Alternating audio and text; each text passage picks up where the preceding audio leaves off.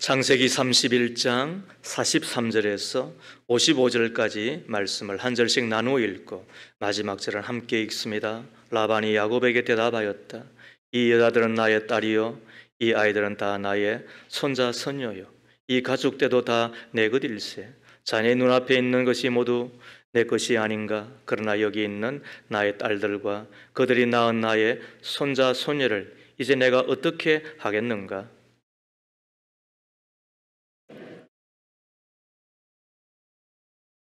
그래서 야곱이 돌을 가져와서 그것으로 기둥을 세우고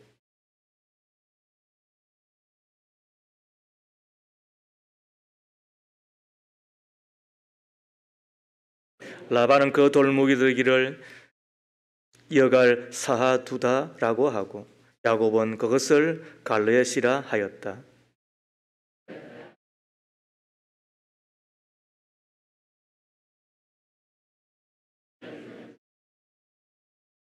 이 돌무더기를 달리 미스바라고도 하는데 그것은 라반이 우리가 서로 떨어져 있는 동안에 주님께서 자네와 나를 감시하시기 바라네 하고 말하였기 때문이다.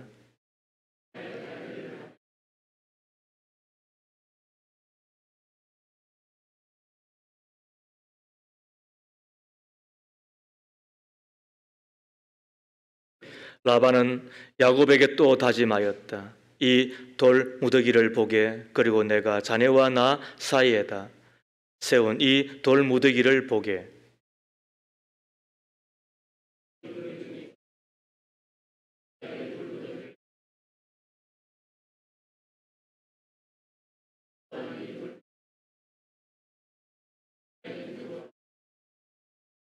아브라함의 하나님, 나홀의 하나님, 그들의 조상의 하나님이 우리 사이를 판가름하여 주시기를 바라니. 그러자 야곱은 그의 아버지 이삭을 지켜주신 두려운 분의 이름으로 맹세하였다.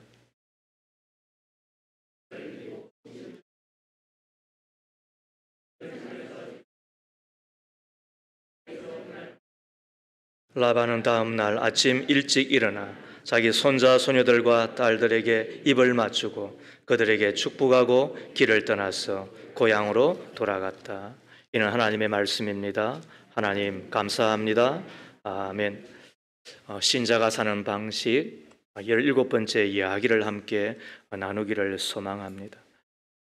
사람의 마음은 참 묘한 것 같아요. 그 가운데 하나가 자기의 사이라도 자기보다 더 잘 되면 시샘하고 또 미워하는 마음이 생기는가 봅니다. 사울 왕이 그리했잖아요. 사위인 다윗을 죽이려고 했던 것, 그것은 다름 아닌 다윗의 인기가 자기보다도 높아지니까 그것을 못 견뎌서 사위임에도 불구하고 다윗을 죽이려고 하였잖아요. 오늘 본문에 나오는 라반도 마찬가지입니다. 자기의 조카이고 그리고 심지어 자기의 사위인데도 불구하고 야곱이 크게 되니까 야곱을 미워해서 안색이 변하고 야곱을 대하는 태도가 거칠어집니다. 그리고 야곱의 아들들, 아니 라반의 아들들, 야곱에게는 처남들이 되는데 저들도 거칠게 대하죠.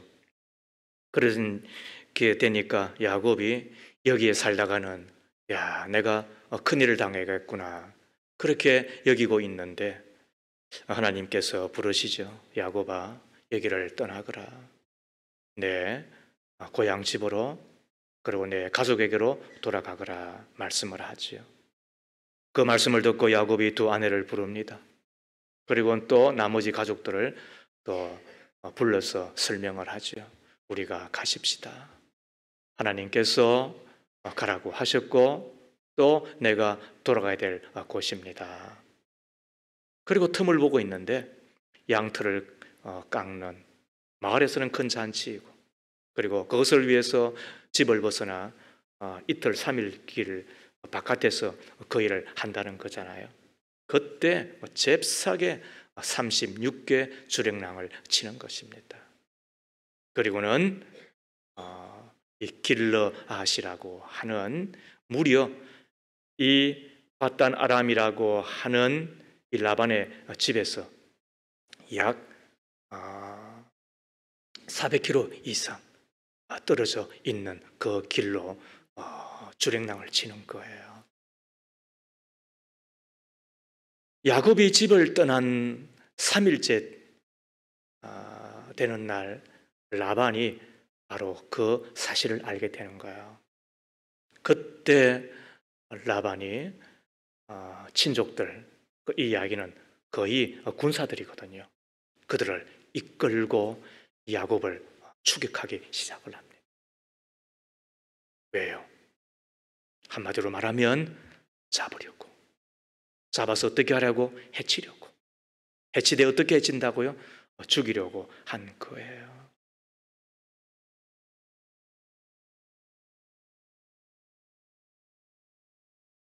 그리고는 길르앗 산에 도착을 하고 어두운 밤에 텐트를 치면서 하는 이야기가 이제는 내일 야곱 내 손에 잡히면 이제 끝이다. 이런 이야기를 하는 거잖아요. 긴박감이 느껴지세요? 뭔가 살기가 느껴지지 않으세요? 피 냄새가 코끝을 타고 흐르는 것이 느껴지지 않으세요? 누군가 말리지 않으면 큰 살인이라도 날 것 같은 분위기가 느껴지잖아요. 야곱의 입장에서는 절체절명의 위기가 아닐 수가 없습니다. 그런데 갑자기 분위기가 돌변하여 라반이 고분고분해지는 겁니다. 오늘 읽었던 이야기가 바로 그거예요. 43절 하반절 말씀에 이제 내가 어떻게 하겠는가? 그리고는 46절 말씀에 잔치를 벌이고 함께 먹어요. 지금 피를 부르겠다고 달려온 이였는데 범죄 심리학자들의 이야기에 의하면 범죄를 일으키는 사람, 특히 살인하는 사람들은 그 일을 마치기 전까지는 아무것도 눈에 안 보인대요. 그리고는 딱 찌르고 난 이후에 후회한다는 거예요. 내가 왜 이 일을 했는가? 내가 왜 그것 때문에, 내가 이것 때문에 이런 피를 불렀는가? 그렇게 탄식하면서 후회한다는 거야. 그 이야기는 무슨 말이에요? 그 전까지는 아무것도 안 보이더라는 거예요. 그래서 돌진하듯이 칼을 들고 혹은 총을 들고 쳐들어가는 거잖아요. 그리고는 이제는 신세 망쳤구나, 이제는 끝이구나, 그렇게 후회하고 탄식하는 게 사람들이라고 하는데 오늘 라반의 경우는 어떠하겠습니까? 지금 목구멍에 밥이 넘어가겠습니까? 왜? 살기가 등등해서 뭐라도 지금 찌르지 않고서는 안 되는 그런 마음인데, 뿐만 아니라 52절에 보면은 돌 기둥을 세우고 하는 이야기가 뭐예요? 52절을 보세요. 이 돌 무더기가 증거가 되고 이 돌 기둥이 증거가 될 것이네. 내가 이 돌 무더기를 넘어 자네 쪽으로 가서 자네를 치지 않을 것이니. 꼭 뭔가 선을 베푸는 것처럼 보이잖아요. 내가 뭔가 한턱을 쓰는 것처럼 보이잖아요. 그러나 이 이야기가 본심이 아닌 것을 우리는 잘 알아요. 52절 하반절이 하고 싶은 이야기예요. 자네를 치지 않을 것이니 자네도 또한 이 돌무더기와 이 돌기둥을 넘어 내가 있는 쪽으로 와서 나를 치지 말게. 이게 라반의 본심이지 않겠어요? 내가 때리지 않을 거니까 너 때리지 마라, 갈로 열고 제발, 이런 말인 거예요. 나도 치지 않을 거니까, 나도 공격하지 않을 거니까 너도 나 공격하지 마라, 나 때리지 마라, 제발, 이렇게 이야기하는 거잖아요. 그리고 55절에 보니까 라반은 다음날 아침 일찍 일어나 자기 손자 소녀들과 딸들에게 입을 맞추고 그들에게 축복하고 길을 떠나서 고향으로 돌아갔다.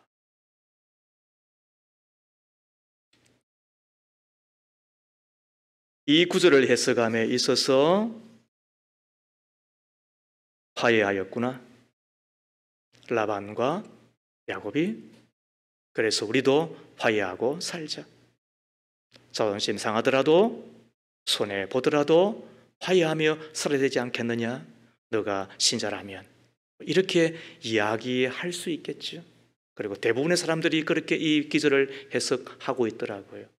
그런데 저는 조금 달리 보고 싶은 거예요.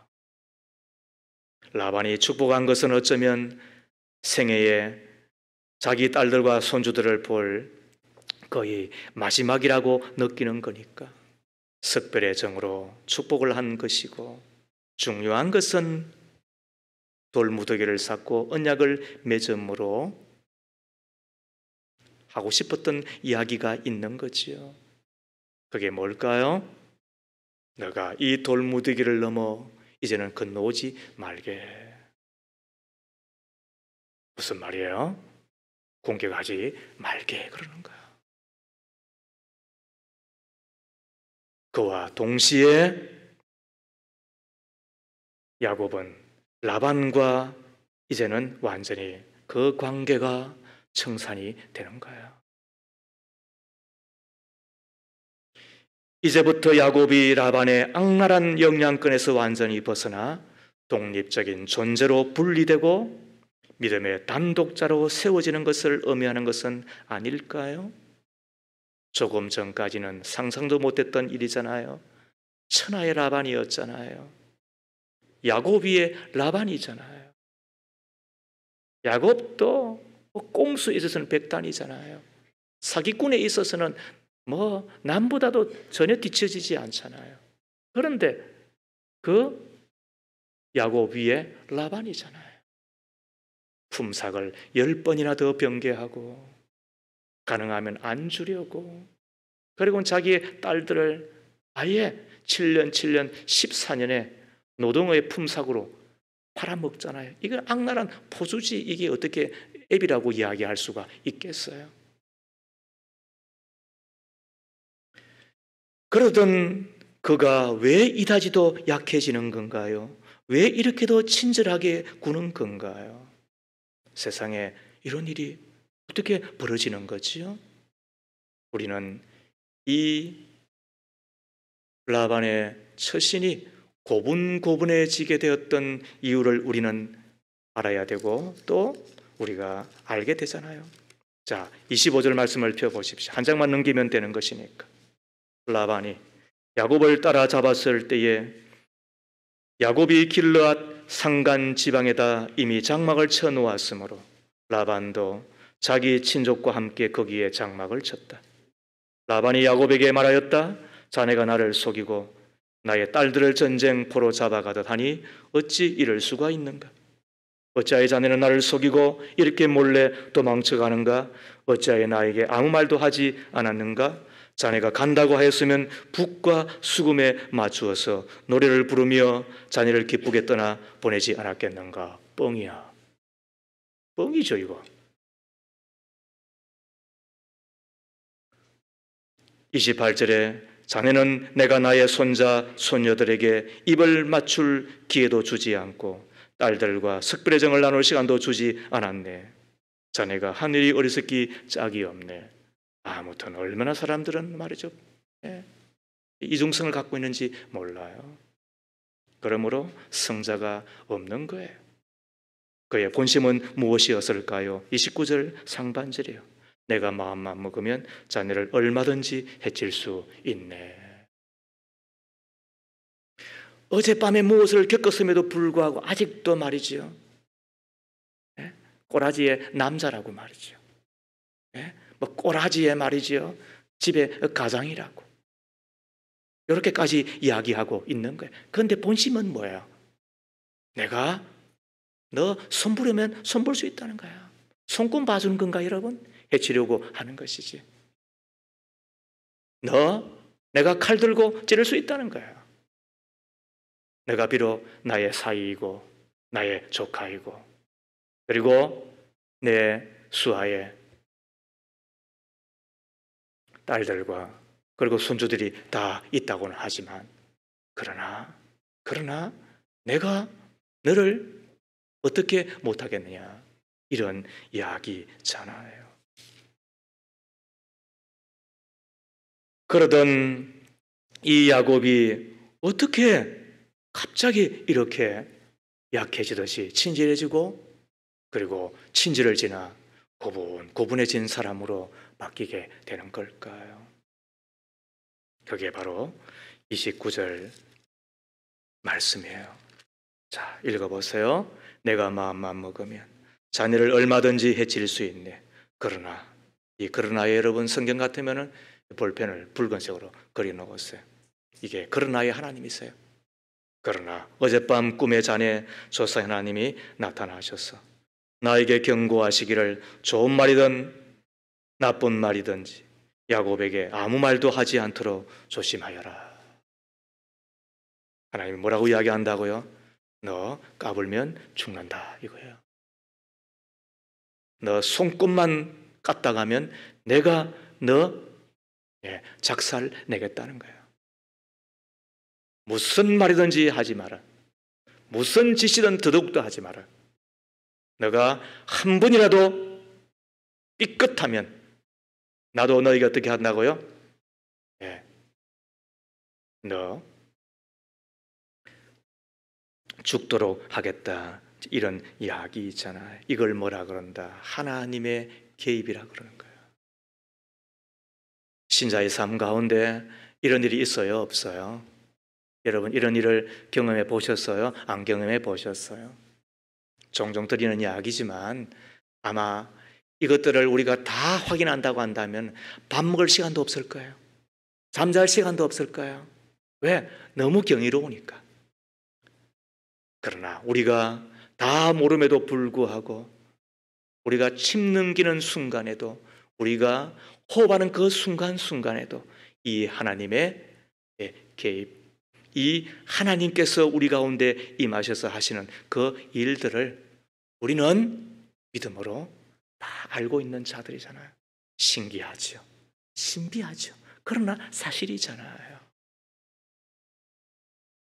미국의 조지 워싱턴이라고 하는 초대 대통령이 계시는데, 그분이 대통령이 되기 전에 인디언과 싸움을 할 때 일화입니다.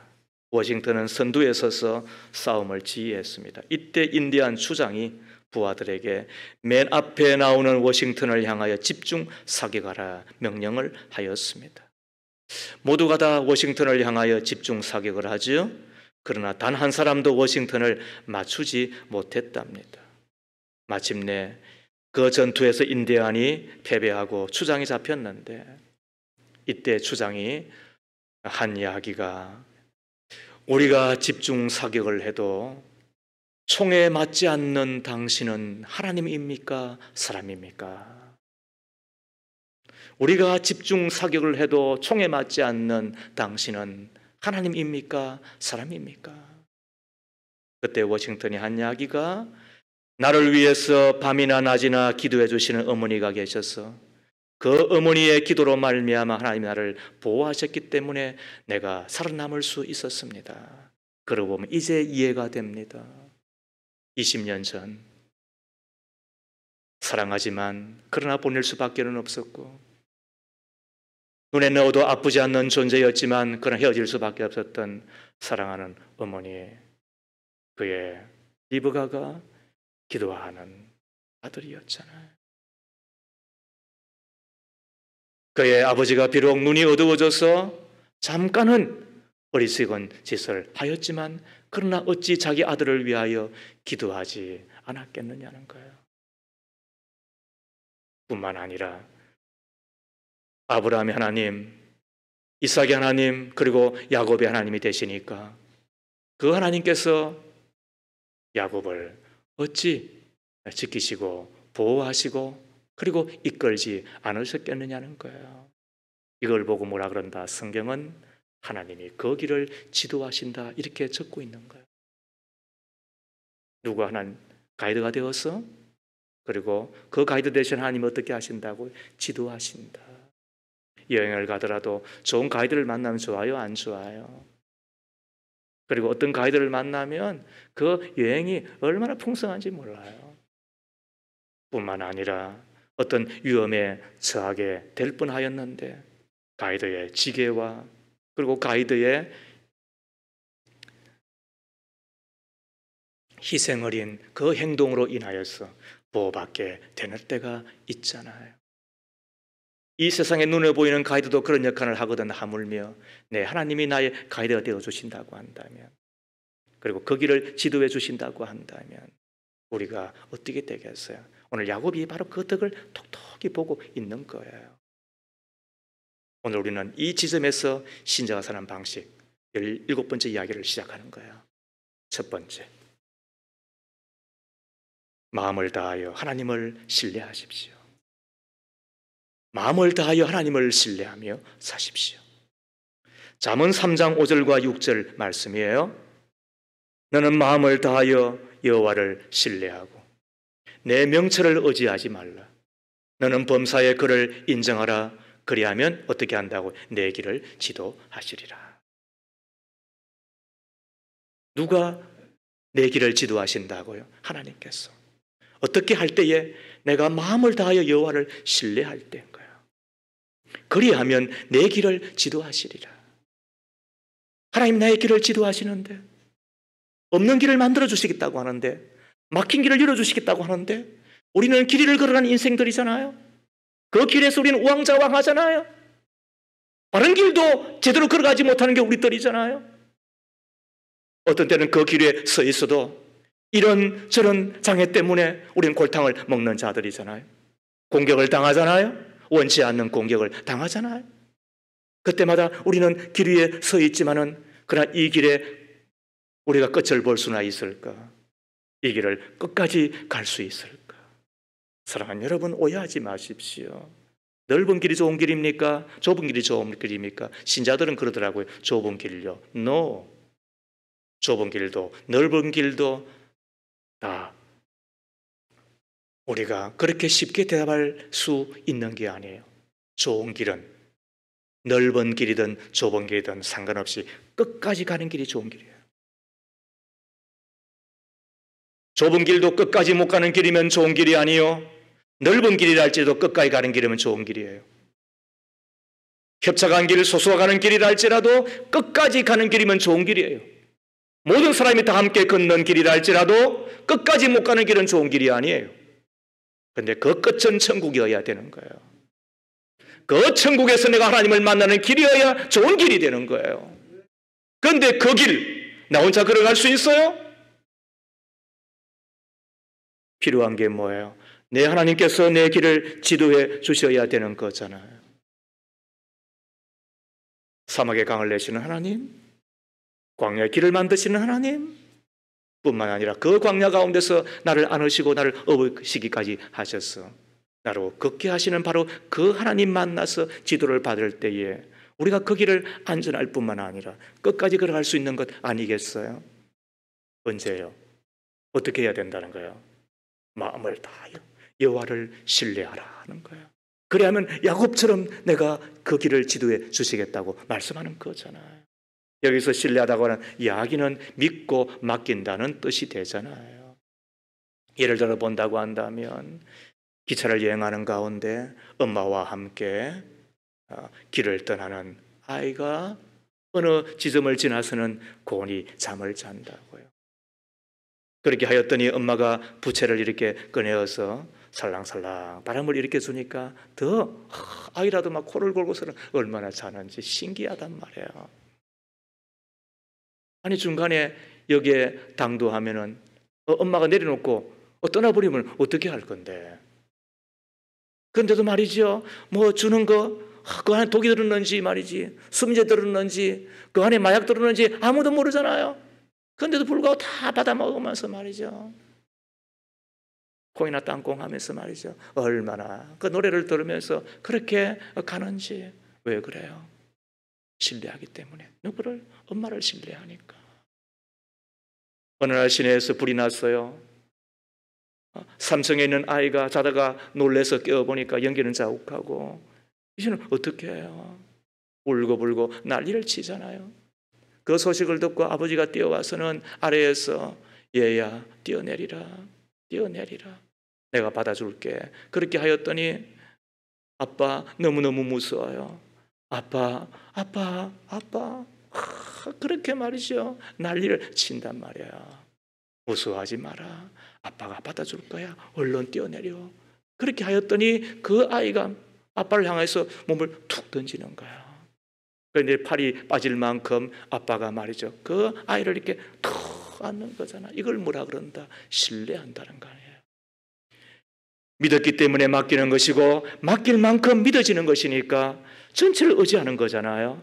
우리가 하나님을 향해서 어떻게 하라는 거예요? 신뢰하라. 그리하면 내 길을 지도하시리라. 이 이야기를 하고 계시는 거잖아요. 왜 우리가 하나님을 신뢰해야 되는 것입니까? 우리는 약한 반면에 하나님은 강하시고 그렇습니다. 우리는 무능한 반면에 하나님은 전능하시니까 그분이 나를 만드신 하나님, 나의 머리털 하나도 세시는 하나님, 나를 돌보시는 하나님이시잖아요. 한 번은 제가 부사역자로 있을 때에 교회에 신방이 있어서 아침 일찍 병원을 갔다가 돌아왔더니 제 아내가 말이죠, 아이들 학교는 안 보내고 말이죠, 어쩔 줄 몰라 하는 거예요. 그래서 그 사람이 또 왜 저러나 그거 보았더니 제가 살던 집이 장미집 넝쿨집이었거든요. 거기에 보면은 이 베란다에 저 우리 로비 있잖아요. 그 로비 크기만큼의 그 유리를 달아가지고 온실처럼 그 만드는 그 바깥 그냥 있었어요.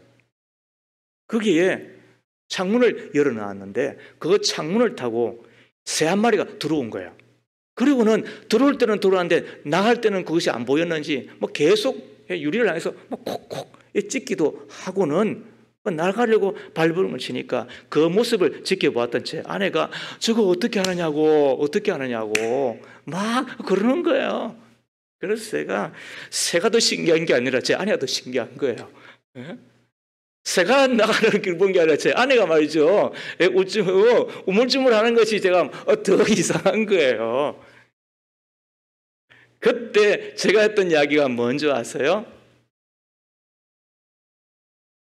새를 만드셨으면 먹이시는 이도 하나님이시다. 왜 그걸 걱정하느냐? 그리고는 제가 조금 있으니까 이제는 새가 이렇게 속 그 틈을 타고 이렇게 나갔잖아요. 그때 제 아내가 보고 또 한 이야기가 그거예요. 저것도 나가서서 말이지 어디서 먹겠느냐고. 제가 했던 이야기가 바로 그거예요. 만드신 분이 하나님이시면 먹이시는 분이 하나님이시잖아요. 이 하나님을 우리는 어떻게 신뢰하라는 거야. 이 하나님을 우리가 믿고 우리가 온전히 의지하며 살라는 거야. 그리하면 하나님께서 어떻게 하신다? 내 길을 지도하시리라. 시편 146편 3절 이하 말씀을 보십시오. 너희는 힘 있는 고관을 의지하지 말며 구원할 능력이 없는 사람을 의지하지 말아라. 사람은 숨 한 번 끊어지면 흙으로 돌아가니 그가 세운 모든 계획이 바로 그날로 다 사라지고 만다. 야곱의 하나님을 자기의 도움으로 삼고 자기 하나님이신 주님께 희망을 거는 사람은 뭐가 있다? 복이 있다. 믿기를 바랍니다. 그렇습니다. 우리가 누구를 믿겠다는 거야? 우리가 누구를 의지하겠다는 거야? 그러므로 내 남편도 너무 그렇게 믿지 말아요. 당신 없으면 어떻게 살아? 그런 거는 망발이라 그런 거예요. 망언이라 그런 거예요. 다만 고마워할 뿐인 거죠. 잘해줘서 고마운 것이죠. 뭘 믿는다는 거예요? 뭘 의지한다는 거예요? 있어주면 고마운 것이지. 오직 내 하나님 야곱의 하나님을 우리가 믿고 자기의 도움으로 삼고 희망을 거는 사람은 내 하나님께서 복을 주시겠다. 우리를 지키실 뿐만 아니라 지도하시는 전능하신 하나님을 신뢰하는 저와 여러분 되기를 주의 이름으로 축복합니다. 두 번째로 하나님의 지도를 받으려고 한다면 범사에 하나님을 인정하십시오. 범사에 하나님을 인정해야 됩니다. 한 번 더 읽습니다. 잠언 3장 5절과 6절에 너는 마음을 다하여 여호와를 신뢰하고 내 명철을 의지하지 말라. 너는 범사의 그를 인정하라. 그래야면 내 길을 지도하시리라 라고 하셨는데, 여기서 보세요. 범사의 그를 인정하라. 그리하면 내 길을 지도하시리라. 여기서 하나님을 인정한다는 말이 무슨 뜻일까요? 저는 두 가지가 있다고 봅니다. 첫 번째는 하나님께 여쭈어 보는 것입니다. 하나님을 인정한다는 것은 하나님께 여쭈어 보는 거예요. 그래서 공동 번역은 이 기지를 이렇게 적었어요. 잘 보세요. 마음을 다하여 야훼를 믿으라. 잘난체 하지 말고 무슨 일을 하든지 야훼께 여쭈어라. 이게 또 본문의 또 하나의 뜻인 거예요. 뭐 하지 말고 잘난체 하지 말고. 어떻게 알아? 무슨 일을 하든지 여호와께 여쭈어라는 거예요. 이게 하나님을 인정하는 삶이라는 거예요. 신앙은 어디서부터 시작되는 거라고요? 여호와를 인정하는 것에서부터 시작이 되는 거잖아요. 왜요? 그분께는 무엇을 내가 물어도 되는 것이니까. 어느 날 시어머니가 경로당에 다녀왔더니 어머에 눈에 보이는 게 없어지고 없는 게 들어와 있는 거예요. 냉장고가 없어져 버린 거예요. 그러면 새 냉장고가 들어와 있는 거예요. 얘야, 이게 뭐냐? 냉장고입니다. 그러면은 그 전에 있는 거는 어떻게 했는데? 낡아서 버렸지요. 그때 그 시어머니가 했던 이야기가 그거라고 그러잖아요. 이놈아, 내한테 한 번이라도 이야기하지. 그 냉장고가 어떤 냉장고인데. 비록 시간은 조금 지났다 하더라도 너희 아버지가 그 어려운 일을 당하고 그리고는 조금 더 회복이 되었을 때에 내한테 선물하고 간 거란다. 그런데 그것을 한 번도 그렇게 이야기하지 아니하고 조금 낡았다고 그렇게 그걸 버리고 마냐.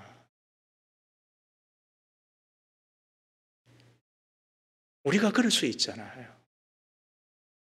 우리가 하나님 앞에 하나라도 물어보았으면,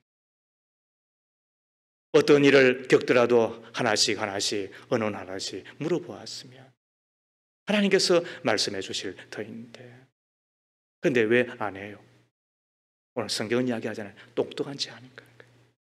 자기가 똑똑한 것처럼 여기니까. 그러니까 우리가 이것저것 다 결정해 놓고 어떤 때 엉클어질 그때에 하나님 도와주세요. 어떻게 하면 좋겠습니까? 라고 이야기하니까 하나님이 야 이놈아, 한번 당해보아라. 골탕 먹으라고 하는 이야기는 아니에요. 겪어보아야 교훈 받으니까. 겪어보아야 사람 되는 것이니까. 우리 하나님께서 그렇게 하시지 않겠느냐는 거예요. 우리는 얼마나 신앙생활 가운데서 잘난 체 잘하는지 몰라요. 그리고 똑똑한 지 하는지 몰라요. 자기가 뭔가 된 것처럼 여기는지 몰라요. 그러나 우리 하나님께서 바라는 것이 있다고 한다면 나를 인정하는. 그래서 나에게 물어보거라. 그래서 기도만큼 더 큰 겸손이 없어요. 기도하지 않는 만큼 더 큰 교만도 없는 거야. 왜? 잘난 체 하는 거니까. 그래서 기도하는 것은 한없는 겸손인 거예요. 왜? 여쭤보는 것이니까. 이렇게 하다가 잘된 이가 있잖아요. 그게 다윗인 거예요.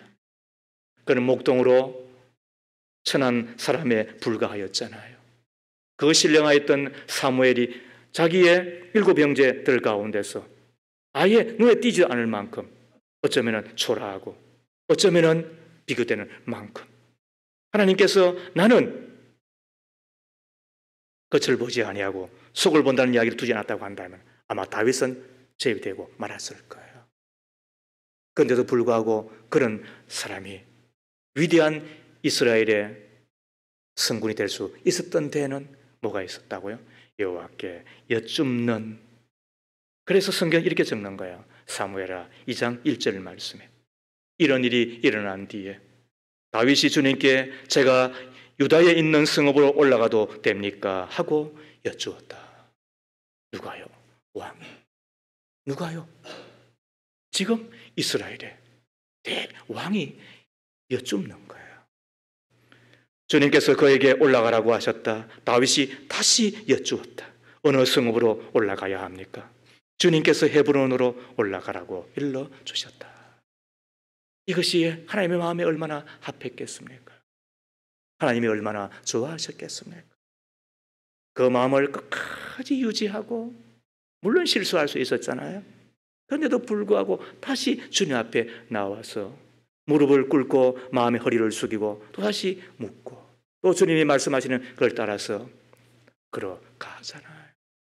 반면에 사울은 이스라엘의 초대 왕이 될 만큼 그는 준수한 자였고, 그리고 겸손할 만큼 그는 약한 자였단 말이에요. 그런데도 불구하고 나중에 그가 변질되고 말아요. 그리고는 죽고 말죠. 이스라엘의 왕위는 나가 떨어지고 말잖아요. 이유를 역대상 10장에서는 이렇게 정확하게 적고 있습니다. 사울의 죽은 것은 여호와께 범죄하였습니다. 저가 여호와의 말씀을 지키지 아니하고 신접한 자에게 가르치기를 청하고 여호와께 묻지 아니하였으므로 여호와께서 저를 죽이시고 있습니다. 뭐 했다고요? 그는 이건이 되는 것, 자기한테 도움이 되는 것은 아예 우상한테 가서도 물었던 자예요. 그런데 나중에는 하나님께는 묻지 않아요. 왜? 그거를 보고 시금방지다 그러는 거예요. 그런 걸 보고 제가 그러잖아요. 건들건들 그린다고 이야기하는 거예요. 뭐 예수 이름으로 구하면 되지, 뭐 믿음으로 살면 되지. 그런데 교회 나와 한 번도 기도하지 않아요. 기도 자리에서 하나님께 한 번도 여쭙지 않아요. 뭐 믿음으로 살면 되지, 뭐 그걸 뭐라 그런다고 시금방지다 그럴 거예요. 그거를 잘난 체 한다고 이야기하는 거야. 우리 가운데 여기에서 예배인 사람이 누가 있겠습니까? 벌써부터 말이죠. 어린아이의 마음을 벗어버리고 어른인 척하고 뭔가 다 된 것처럼 여기는 우리들을 향하여 주께서 경고하시는 바잖아요. 사울은 왜 죽었는가? 묻지 아니함으로. 그런데 누구한테는 물었는가? 우상한테 가서는 묻잖아요. 돈 되니까, 밥 되니까. 하나님께는 어떻게 한다고요? 묻지 않잖아요. 우리는 예전에 안 그랬잖아요. 청년의 때 안 그랬잖아요. 장년의 때 안 그랬잖아요. 시작의 때는 안 그랬잖아요. 왜? 신앙의 시작은 여호와를 인정하는 것이었으니까. 그 인정한 것은 뭐라고? 여호와께 여쭙는 거잖아요. 우리는 그때는 안 그랬잖아요. 그런데 왜 그렇게 변질되는 거예요? 왜 그렇게 부모하지 않고 뽑혀되고 마는 거예요? 왜 그렇게 썩어버리고 마는 거예요? 잘난지 하니까. 사랑하는 여러분, 그러고 보면 사울의 실패는 하나님께 묻지 않으며 다윗의 성공은 사소한 것이라도 하나님께 물었기 때문이죠. 그렇다면 여러분에게 묻습니다. 여러분은 어느 편을 선택하고 계시는 것입니까? 노스웨스트 대학의 창설자인 버터 필드라고 하는 분이 계십니다. 그가 대학을 세우기 전에는 목회자로서 복음을 전하는 자였는데 한번 부흥제표를 인도하기 위하여 어느 교회에 들렀더니 그 교회의 노부부 집에 숙소가 정하여졌습니다. 그런데 노부부가 음식 솜씨도 신통치 않고 집도 별로였던가 봅니다. 침대도 낡았고요.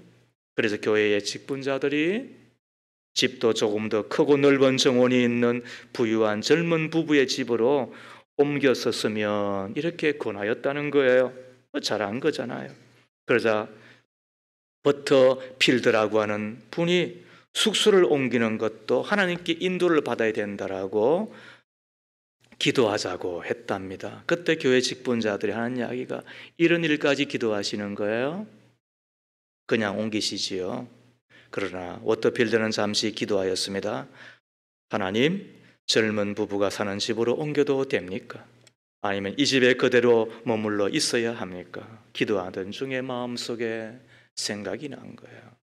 누가복음 10장 7절 말씀에 그 집에 유하며 주는 것을 먹고 마시라. 일꾼이 그 삭슬 얻는 것이 마땅하니라. 이 집에서 저 집으로 옮기지 마라. 버터필드는 이곳에서 여장을 풀었으므로 불편한 점이 있더라도 집회가 끝날 때까지 머물겠습니다라고 정중히 거절하였죠. 그런데 집회가 계속되는 동안 젊은 부부의 집에 장티푸스가 발생하였습니다. 그 집이 1개월 동안 출입금지 구역으로 지정이 되었습니다. 만약 버터필드가 하나님의 인도를 받지 않았다고 한다면 그 하나님의 인도를 위하여서 하나님 앞에 매사에 여쭤보지 않았다고 한다면 부흥회도 할 수가 없었겠지요. 금종령이 해제될 때까지 갇혀 돌아갈 수도 없었겠지요. 그러나 그가 하나님 앞에 여쭙고 그리고 하나님은 세밀한 가운데 말씀하시고 그 인도를 받았을 때 집회도 다 마치고 그의 인생이 그의 일생이 하나님이 서시는 귀한 일꾼이 되었다고 우리가 지금 그 교훈을 받는다고 한다면 우리의 신앙은 어찌해야 되는 것입니까? 야곱이 하나님의 지도를 받아 바로 그곳까지 이룰 수 있었고 그리고는 이제는 우리한테 넘어오지 마 제발 이런 이야기를 들을 수 있을 만큼이 되었다고 한다면 우리에게 필요한 것이 뭘까요? 하나님을 인정하며 사십시오. 하나님을 신뢰하는 것을 지나 범사에 하나님을 인정하십시오.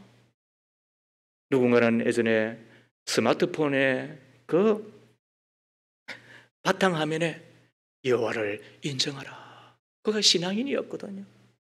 한 분은 전화를 빌려서 전화를 하겠다고 전화를 빌려주었더니 그분이 그 형제의 그 스마트폰을 보고서는 너는 교회 다니면서도 아직도 하나님을 인정하지 않느냐 이런 이야기를 했다는 거야. 비밀을 모르는 거죠. 여호와를 신뢰하는 것을 지나 뭐한 것? 범사에 여호와를 인정하는 거야. 그게 우리들이어야 되는 거야. 그때 하나님이 내 길을 지도해 가시는 거야. 두 번째로 여호와를 인정한다는 이야기는 하나님을 최고로 모시는 거예요. 그때 하나님께서 내 길을 지도해 가시는 거예요. 이 잠언 3장 6절 말씀을 필립스 버전이라고 하는 이 필립스 역이라고 하는 성경이 있거든요.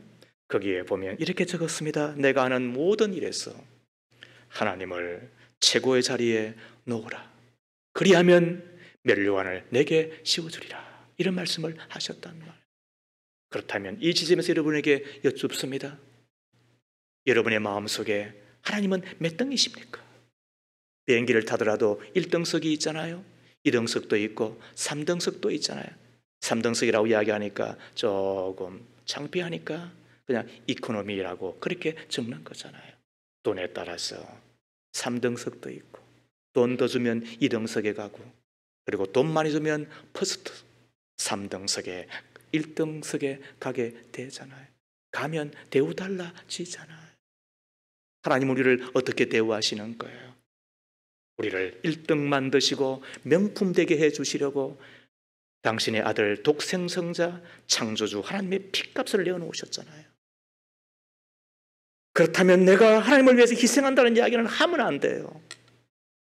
주께서 나를 위하여 피 흘려 주셨는데 내가 주를 위해서 희생한다. 그런 말은 하지 말아요. 주일 안 지킨다. 예배 안 드린다. 그거는 있을 수도 없어요. 언젠가는 폐지해야 되겠는데 영상 예배 폐지해야 됩니다. 이거는 그다지 참 예배가 아니라고 저만이 아니라 많은 분들이 그렇게 동의하고 있습니다. 왜 그런가? 내가 하나님을 어찌 그렇게 대우할 수 있느냐는 거예요. 돈을 벌기 위해서라도 월요일 날 꾸역꾸역. 그래서 몸이 좀 안 좋으면 내일 직장 가기 위해서 오늘 쉬는 게 우리거든. 그 돈 몇 푼 벌어보려고 그렇게 하는 게 우리들인데 왜? 나는 주일 예배 때문에 월요일 날 좀 늦게 갔다 월찬이었다는 분을 저는 만나본 적이 없어요. 아직도.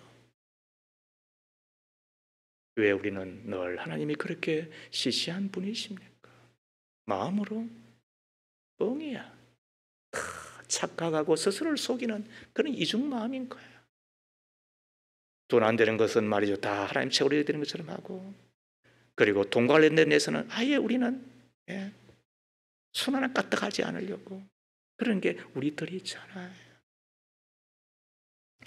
우리가 하나님께로부터 그런 대우를 받았다고 한다면, 우리가 하나님으로부터 그런 최고의 대우를 받았다고 한다면, 우리가 하나님을 인정하되 그 인정함이 하나님을 최고의 자리로 모셔드리며 살아야 되는 것 아니겠습니까? 그때 하나님은 내 인생의 가이드가 되셔서 내 길을 지도하시고, 그리고 잔치 인생, 축제 인생, 형통 인생으로 이끌어가게 되겠죠. 그런데 사람이 넉넉해지면 하나님을 잊어버리는 것 같습니다. 그래서 이생진이라고 하는 시인이 개미를 관찰하다가 쓴 시가 있는데 이렇습니다. 가진 것이 없으면 하늘을 자주 보게 된다. 가진 것이 많은 개미는 하늘을 보지 않는다. 머리를 땅에 박고 땅만 뒤지며 산다. 참 맞는 말이잖아요. 대가리 콱 쳐박고 살아간 사람들, 성실하게 사는 사람처럼 보이지요. 최선을 다해 살아간 사람 보이잖아요. 그러나 우리는 양보할 수 없는 것이 있어요. 성실 위에 은혜예요. 최선 위에 은총인 거예요. 우리가 그것을 알기 때문에 내 마음이 조금 넉넉해진다 할지라도, 여유가 있어진다 할지라도, 그러나 우리는 여전히 머리를 들어 하나님을 바라보며 하나님을 최고의 으로 여기면서 살아가는 우리들이 있잖아요. 그런 의미에서 주일 예배는 뭐예요? 하나님을 최고로 여겨드리겠다는 거예요. 그래서 농경의 사회에서 저들은 가장 고기의 중간 토막과 같은 이 11시의 예배를 주님 앞에 내어드렸습니다. 우리 민족이 그리했습니다. 그리고 그들의 그 희생 어린 그 신앙의 정신으로 이 땅에 교회 세우고, 이 땅에 한강의 기적을 이루어내고, 그리고 세계에서 어쩌면 첫 번째, 두 번째가 하는 선교 대국을 이루고, 하나님은 그것을 보시고 이 땅에 복을 부어 주셔서 우리가 이만큼 살아가게 되는 거잖아요. 믿음은 어디에서부터 시작이 되는 거라고요? 예배가 무엇이라고요? 하나님을 인정하는 것. 마음이 변하여도, 우리가 넉넉하여져도, 환경이 변하여도 변하지 않는 그 마음을 갖고 살아가기를 바라는 것 아니겠어요? 어느 학생이 이런 글을 적었어요. 제목이 매우 도전적이에요. 하나님 당신은 3등이십니다. 내용은 이러합니다. 하나님 당신은 3등이십니다. 1등은 하고 싶은 일, 2등은 해야 하는 일, 3등은 하나님 만나는 일. 하고 싶은 일 다 하고 해야 하는 일 다 마치고 그 후에 여유가 있으면 하나님 만나줍니다. 하나님은 3등이십니다. 어려운 일 있을 때도 하나님은 3등입니다. 내 힘으로 한번 해보고 그래도 안 되면 가까이 있는 사람에게 도와달라고 하고, 그나마도 안 될 때 하나님을 부릅니다. 하나님은 3등입니다. 거리에 있어서도 3등입니다. 내게 가장 가까이 있는 것은 내 자신, 그 다음은 내 마음을 알아주는 사람, 그 다음에야 저 멀리 하늘에 계신 하나님이십니다. 하나님은 3등입니다. 그런데 하나님께 나는 1등입니다. 무슨 일이 있어도 내가 부르기만 하면 도와주십니다. 내가 괴로워할 때는 만사를 제쳐놓고 달려오십니다. 아무도 내 곁에 없다는 생각이 들 때에도 홀로 내 곁에 오셔서 나를 위로해 주십니다. 나는 하나님께 언제나 1등입니다. 나도 하나님을 1등으로 생각했으면 좋겠습니다. 만사를 제쳐놓고 만나고 작은 고비 때마다 손을 꼭 잡는 내게 1등으로 가까이 계신 하나님이셨으면 좋겠습니다. 내게 1등이신 하나님을 나도 1등으로 모시고 싶습니다. 여러분, 여러분의 마음속에 하나님은 몇 등이십니까? 말씀을 마치겠습니다. 야곱은 비로소 예삼촌이요 장인인 라반의 손아귀에서 벗어납니다. 꼼짝없이 종으로 매여 평생을 노예살이 할 뻔하였습니다. 아내가 있으면 뭐합니까? 자식이 있으면 뭐합니까? 많은 재산 가지고 있은들 뭐하겠습니까? 라반의 울타리에 갇힌 감옥과 같은 삶이었는데, 그때 하나님께서 야곱으로 자기의 출생지 고향으로 돌아가라고 해 주십니다. 길 떠난 야곱을 잡아 죽이겠다고 씩씩거리며 달려온 살기등등한 라반에게서 보호를 받을 뿐만 아니라 이후로는 돌기둥 넘어서 오지 말아달라는 부탁을 받는 바로 그런 사람이 되고 있습니다. 완전히 역전이 일어났습니다. 희한합니다. 그러나 사실입니다. 하나님의 계획입니다. 이것을 하나님의 특별 은총이라고 이야기합니다. 이를 믿는다고 한다면 하나님을 신뢰하십시오. 마음을 다하여. 이를 믿는다고 한다면 하나님을 인정하며 사십시오. 범사의 모든 일에 하나님께 여쭈어 보십시오. 그리고 하나님을 최고의 자리, 하나님을 최고로 여겨 드리며 사십시오. 그리하면 하나님이 나의 하나님이 되셔서 우리를 지도해 가실 것입니다. 없는 길 만드시고 길 위에서 나를 보호하시고 좁은 길, 협착한 길 나를 안고 가 주실 것입니다. 잠언 3장 5절과 6절 말씀을 한 목소리로 읽고 말씀을 마치겠습니다. 시작. 마음을 다하여 야훼를 믿으라. 잘난 체 하지 말고 무슨 일을 하든지 여호와께 여쭈어라. 그가 내 앞길을 곧바로 열어주시리라. 믿으시면 아멘. 살아계신 하나님, 우리는 가야 할 길을 잘 모릅니다. 아는 길을 걸어가면서도 힘들어하고 비틀거립니다. 혹은 이런 공격 저런 장애 때문에 쩔쩔맵니다. 주여, 우리의 가는 길을 열어주시고 걷는 길에 함께 주실 뿐만 아니라 지도해 주셔서 가장 옳은 길, 가장 안전한 길, 가장 풍성한 길, 천국 가는 길 끝까지 잘 걸어가게 하옵소서.